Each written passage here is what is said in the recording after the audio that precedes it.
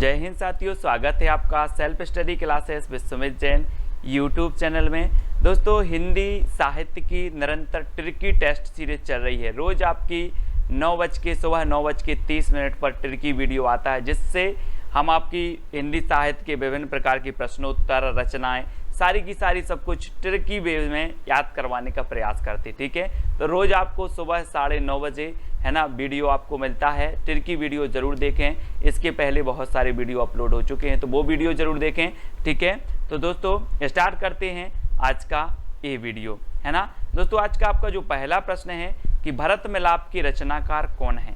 अब भरत मिलाप के रचनाकार बताना है दोस्तों आपको कौन है। 4 विकल्प हैं और 2 सेकंड भी आपको दिए जाते हैं। फिर मैं आपको ट्रिक बताने वाला हूँ, थोड़ी सी हिंट देता हूँ कि भरत का मिलाप किससे हुआ था। किससे हुआ था? ईश्वर से हुआ था ना। भरत का मिलाप ईश्वर, है ना, श्री राम से हुआ था। तो भरत मिलाप के रचनाकार कौन होंगे? कौन होंगे? भरत का मिलाप ईश्वर से हुआ था, तो ईश्वर दास, यानी कि जो विकल्प नंबर आपका ए है वो बिल्कुल सही हो जाएगा। ठीक है, ऐसे ही याद हो जाएंगे दोस्तों आपको। अगला बताना आपको बांग्ला भाषा में रचित राम कथा का नाम क्या है। प्रश्न क्रमांक 2 कई बार एग्जाम में पूछा गया दोस्तों। अब 2 सेकंड आपको दिए जाते हैं, आपको उत्तर भी बताना है और मैं आपको ट्रिक भी बताऊंगा, है ना। यहाँ पर 2 चीजें हो रही हैं कि मैं आपको टेस्ट भी करवा रहा हूँ और ट्रिक से याद भी करवा रहा हूँ। तो जल्दी से बताएं, बांग्ला भाषा में रचित राम कथा का नाम क्या है। तो दोस्तों, आपको ऐसा नहीं लग रहा कि बांग्ला से क्या बनेगा? बांग्ला जिसमें आप क्या करते हो? बास करते हो। क्या करते हो? बास करते हो। तो बांग्ला भाषा में रचित जो राम कथा होगी वो कौन सी होगी? बास से कृतिवास रामायण, है ना। हमने याद कर लिया कि बांग्ला भाषा का आया तो बांग्ला में हम क्या करते हैं? बास, तो कृतिवास रामायण, यानी कि जो विकल्प नंबर आपका ये है वो बिल्कुल सही हो जाएगा। बिल्कुल सरल है, आप कभी नहीं भूल सकते। ठीक है, अगला है दोस्तों आपका श्रृंगार रस के घोर विरोधी कौन से संत कवि हैं थे। तो 4 विकल्प हैं, 2 सेकंड भी आपको दिए जाते हैं दोस्तों। तो अब एक चीज बताना दोस्तों कि श्रृंगार की जरूरत किसे नहीं होती। आप बोलते ना कि खूबसूरत लोगों को सजने की जरूरत नहीं होती है ना। तो जो सुंदर होते हैं उन्हें श्रृंगार की जरूरत नहीं है, तो वो श्रृंगार का विरोध करेंगे कि नहीं करेंगे? करेंगे। तो श्रृंगार रस के विरोधी कवि कौन होंगे? जो सुंदर होंगे, यानी कि सुंदर दास। और दा नंबर आपका बिल्कुल सही हो जाएगा। अब आप कभी नहीं भूलोगे दोस्तों, है ना। अगला बताना दोस्तों, संत काव्य का प्रधान रस कौन सा है। संत काव्य धारा भक्ति काल की जो संत काव्य धारा थी, है ना, वो बताना है, जिसे ज्ञान मार्गी शाखा भी कहा जाता है। अब इसका जो प्रधान रस है वो कौन सा है। ये 4 विकल्प है, 2 सेकंड आपको बताना। मैं आपको हिंट दे रहा हूं दोस्तों कि दुनिया में संत क्यों बनते हैं आदमी? क्यों बनते हैं? आत्म शांति के लिए, कि मुझे आत्म शांति मिलेगी, इस दुनिया की भाग दौड़ में कुछ नहीं रहा है। तो संत काव्य धारा में संत बने व्यक्ति तो आत्म शांति के लिए। तो संत काव्य का प्रथम जो प्रधान रस होगा वो कौन सा होगा? शांत रस, है ना, क्योंकि ये शांति के लिए ही तो संत बने हैं। तो आ नंबर आपका बिल्कुल सही हो जाएगा। ठीक है, अब अगला क्वेश्चन है दोस्तों, कबीर को वाणी का डिक्टेटर कहने वाले आलोचक कौन थे। तो कौन थे? 4 विकल्प हैं, 2 सेकंड में आपको अपना उत्तर बताना है। और फिर मैं आपको हिंट दे रहा हूं कि दोस्तों कबीर की वाणी थी ही ऐसी कि उन्हें वाणी का डिक्टेटर एक बार नहीं 1000 बार बोलो, 1000 बार बोलो तब भी वो वाणी के डिक्टेटर थे। 1000 बार बोलोगे तो हजारी प्रसाद द्विवेदी, है ना। वाणी के डिक्टेटर किसने बोला? हजारी प्रसाद द्विवेदी ने, क्योंकि वो वाणी के डिक्टेटर थे और उन्हें एक बार नहीं 1000 बार बोलेंगे तब भी वो वाणी के डिक्टेटर थे। ठीक है, याद रख लेना। अब अगला बताना दोस्तों, उज्ज्वल नीलमणि के रचनाकार कौन है। 4 विकल्प है, 2 सेकंड है आपके पास, उत्तर भी आपको बताना है। अगर बनता है तो कमेंट में उत्तर लिखते जाइए आप। उज्ज्वल नीलमणि की रचनाकार कौन है आपको बताना है।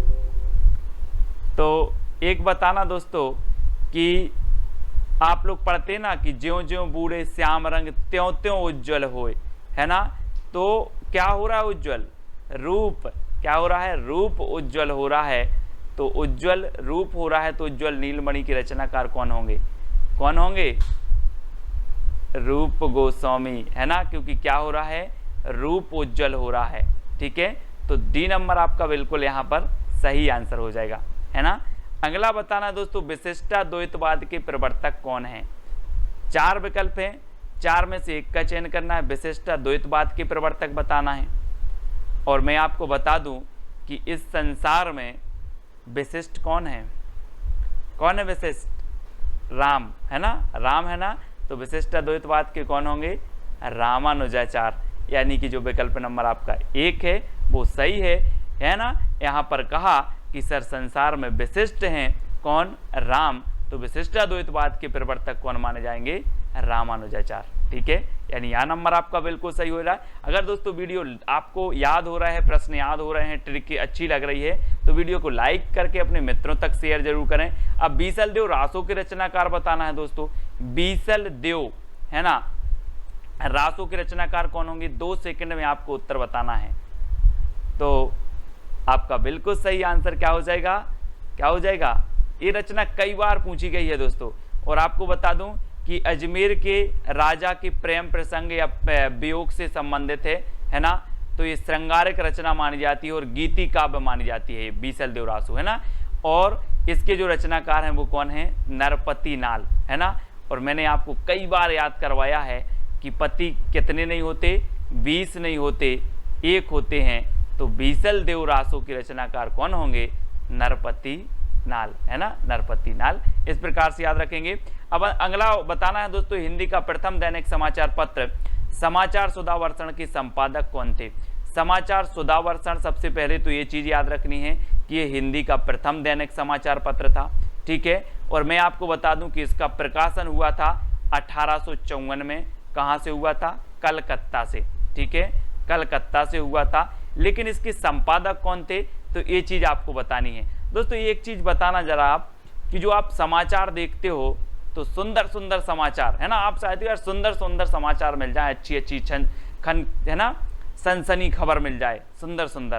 तो जो समाचार सुधावर्षण है ना, सुधावर्षण, और सुधा तो कैसी रहती है, सुंदर रहती है ना। सुधा यानी अमृत, और अमृत कैसी रहती है, अमृत रहता है आपका कैसा, सुंदर। तो श्याम सुंदर सेन, है ना, ये संपादक थे। 1854 में इसका प्रकाशन हुआ था। हिंदी का प्रथम दैनिक समाचार पत्र है और ये प्रकाशन हुआ था कलकत्ता से। तो ये चीज भी आपको याद रखनी है दोस्तों। अगला है, सूरदास के गुरु का नाम क्या था। अब सूरदास जी आ गए, ये वात्सल रस के सम्राट कहे जाते हैं, है ना। 2 सेकंड आपको याद बताते हैं दोस्तों, फिर आपको बताना 2 सेकंड में आप उत्तर बताएंगे। और मैं आपको बता रहा हूं दोस्तों कि सूरदास जो थे, इन्होंने इतनी रचनाएं लिखी हैं, इतने दोहे लिखे हैं, जिसमें बल होगा वही तो लिखेगा कि नहीं लिखेगा, जिसमें बल होगा वही लिखेगा। तो सूरदास जी के गुरु भी कौन होंगे, वल्लभाचार्य। और इन्होंने सूरदास को इतना बल दिया कि इन्होंने बहुत बहुत दोहे लिखे। और रामचंद्र शुक्ल ने तो इन्हें वात्सल रस का क्या कह दिया, सम्राट कह दिया। और है ना, और इन्हें दोस्तों कह दिया, क्या कह दिया कि जो सूरदास हैं वो क्या है, वात्सल रस का कोना कोना घुमाए हैं, है ना। इनके अलावा इस रस में इतनी प्रतिभा किसी में नहीं थी, सूरदास जी में। और सूरदास जी के जो गुरु थे वो कौन थे, वल्लभाचार्य, क्योंकि वल्लभाचार्य ने इतना बल भर दिया था सूरदास जी में। ठीक है, तो आपका विकल्प नंबर ए बिल्कुल सही हो जाएगा। पृथ्वीराज रासो के रचनाकार कौन है दोस्तों। अब दोस्तों यहाँ पर 2 सेकंड में आपको उत्तर बताना, फिर मैं आपको हिंट दे रहा हूँ, याद करवा रहा हूँ कि पृथ्वी की बात आई है तो पृथ्वी का एकमात्र उपग्रह कौन सा है, कौन सा है, चंद्रमा। तो पृथ्वीराज रासो के जो रचनाकार होंगे वो कौन होंगे, चंद्रमा से आपका बनेगा क्या, चंद्रबरदाई। चंद्रबरदाई यानी कि जो आ नंबर है बिल्कुल सही है। ये पृथ्वीराज रासो के कौन है, रचनाकार हैं। हिंदी का प्रथम महाकाव्य माना जाता है पृथ्वीराज रासो, और हिंदी के प्रथम महाकवि माने जाते हैं चंद्रबरदाई। ठीक है, तो ये चीज आपको याद रखनी है।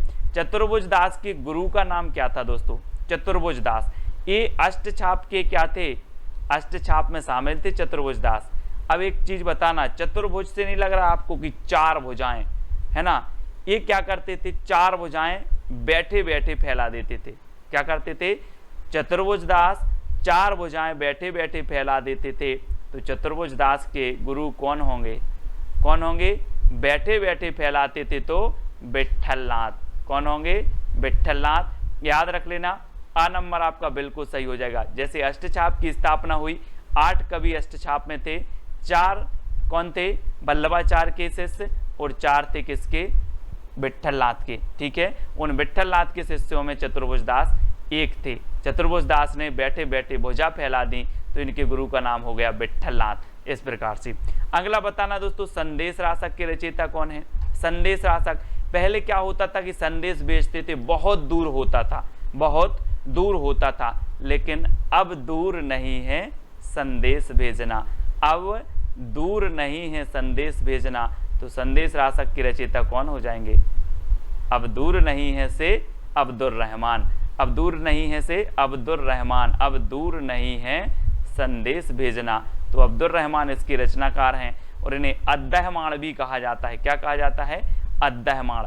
याद रख लेना, आ नंबर आपका बिल्कुल सही होगा। महापुराण की रचयिता कौन है दोस्तों? महापुराण। अब एक चीज याद रख लेना, पुराण है तो ठीक है आप पढ़ लो, लेकिन महापुराण है तो उस पर जरा पुष्प उस पर अर्पित कर देना, पुष्प अर्पित करके ही उस महापुराण को पढ़ना है। तो महापुराण के रचयिता कौन होंगे? क्योंकि पुराण हो तो आप ऐसे पढ़ लो, महापुराण है तो उस पर पुष्प अर्पित करो फिर पढ़ो, तो महापुराण के रचयिता हो जाएंगे पुष्पदंत। यानी कि जो आपका 1 नंबर है वो बिल्कुल सही हो जाएगा। ठीक है, पुष्पदंत आपका बिल्कुल सही है। अगला बताना दोस्तों, साहित्य का इतिहास दर्शन के लेखक कौन है? साहित्य का इतिहास दर्शन। अब दोस्तों साहित्य का अगर इतिहास का दर्शन करना है तो क्या होना चाहिए? क्या होना चाहिए? लोचन। यानी कि आपके पास आप जो दर्शन करोगे आप लोचन से करोगे, तो साहित्य का इतिहास दर्शन के लेखक कौन होंगे? कौन होंगे? नलिन बिलोचन, यानी कि लोचन शर्मा। तो आप लोचन से क्या करोगे? दर्शन करोगे साहित्य इतिहास का। तो सी नंबर आपका सा नंबर बिल्कुल सही हो जाएगा। ठीक है, अगला बताना दोस्तों, हिंदी खड़ी बोली का प्रथम कवि कौन माना जाता है? 4 विकल्प हैं और 2 सेकंड में आप अपना उत्तर बताएंगे। मैं आपको थोड़ी सी हिंट देता हूं कि हिंदी का जो खड़ी बोली का प्रथम कवि होगा, वो खड़ी बोली का प्रथम कवि अमीर होगा कि गरीब होगा? अमीर होगा ना। हिंदी खड़ी बोली का प्रथम कवि गरीब नहीं होगा, वो अमीर होगा, है ना। तो कौन हो जाएंगे? अमीर खुसरो। हिंदी खड़ी बोली का प्रथम कवि अमीर ही होगा, तो अमीर खुसरो। ठीक है, इस प्रकार से याद रखेंगे। अब दोस्तों आपको बताना है ढोला मारूरा दोहा के रचयिता कौन है? 4 विकल्प हैं, 4 में से चयन करना है, और मैं आपको हिंट दे रहा हूं और 2 सेकंड में आप उत्तर बताएंगे। और आपको ऐसा नहीं लग रहा दोस्तों कि ढोला मारूरा दोहा, तो ढोला से क्या लग रहा है? ढोल। ढोला से क्या लग रहा है? ढोल। और ढोल कौन बजाएगा? हम और आप बजाएंगे क्या ढोल? नहीं बजाएंगे ना। जो ढोल बजाने में कुशल होगा, जो ढोल बजाने में कुशल होगा वही ढोल बजाएगा, है ना। तो ढोला से ढोल, और ढोला मारूरा दोहा के जो रचनाकार हो जाएंगे वो कुशल लाभ, क्योंकि जो कुशल होगा वही ढोल बजाएगा। यानी कि आपका जो विकल्प नंबर बी है वो बिल्कुल सही हो जाएगा। अब यहाँ पर कल्लोल कवि, अगर इस ऑप्शन में कुशल लाभ की जगह कल्लोल कवि होता तो कल्लोल कवि भी ढोला मारूरा दोहा के रचनाकार है, मतलब उनकी भी रचना है और इनकी भी रचना है। तो आप कंफ्यूज नहीं होना। अगला आपको बताना है मैथिल कोकिल किसे कहा जाता है? दोस्तों जल्दी से बताना है, 2 सेकंड में आप अपने उत्तर का चयन करेंगे। कई बार एग्जाम में पूछा गया मैथिल कोकिल किसे कहा जाता है? अमीर खुसरो को, विद्यापति को, दामोदर को, या फिर लक्ष्मीधर को?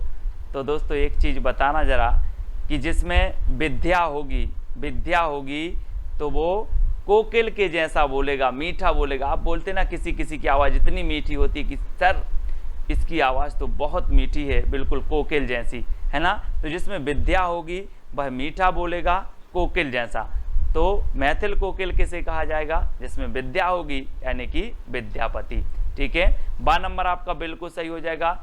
इनकी रचना है दोस्तों, एक रचना है इनकी कीर्ति पताका, है ना। कौन सी है? पताका। और दूसरी है इनकी कीर्ति लता।